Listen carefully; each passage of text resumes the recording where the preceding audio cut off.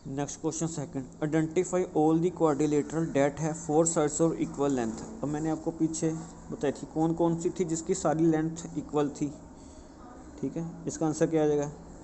एक तो स्क्वायर की चारों साइडें हमारे पास सेम थी, और एक हमारे पास था रोम्बस की भी हमारे पास चारों साइडें सेम थी। तो स्क्वायर और रोम्बस हमारा इस पार्ट का आंसर आएगा।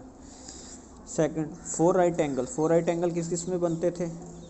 एक तो स्क्वायर में बनते थे चारों एंगल राइट एंगल, एंड एक बनते थे रेक्टेंगल में चारों angle right angle.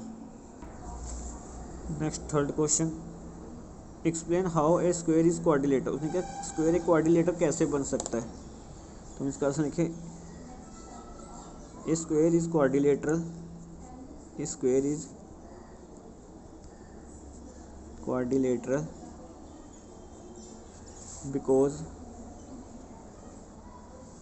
it has 4 sides, क्योंकि स्क्वायर की 4 साइड होती है, क्वाड्रिलेटरल के भी 4 साइड होती है। Second, explain how a quadrilateral is parallelogram. How a square is parallelogram. Square parallelogram कैसे बन सकता है? क्योंकि स्क्वायर में भी जो चारों साइडें हैं, जैसे ये स्क्वायर है कि इसकी चारों साइडें सेम होती है, तो कहने का मतलब ये साइड इसके सेम होगी, ये साइड इसके सेम होगी, तो इसका आएगा A square is parallelogram because it's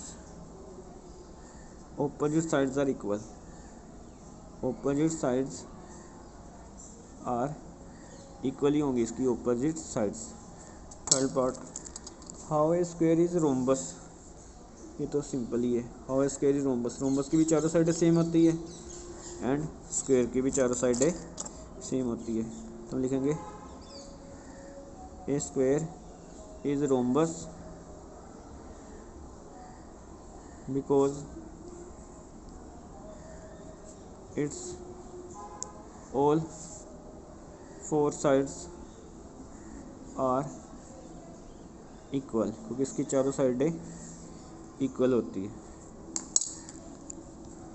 next fourth में उसने कहा रेक्टेंगल। स्क्वायर रेक्टेंगल कैसे होता है? A square is rectangle because each angle is 90 degree. A square is rectangle because its each angle is 90 degree, क्योंकि इसका हर एक एंगल 90 डिग्री होगा, इसका क्या स्क्वायर रेक्टेंगल होगा।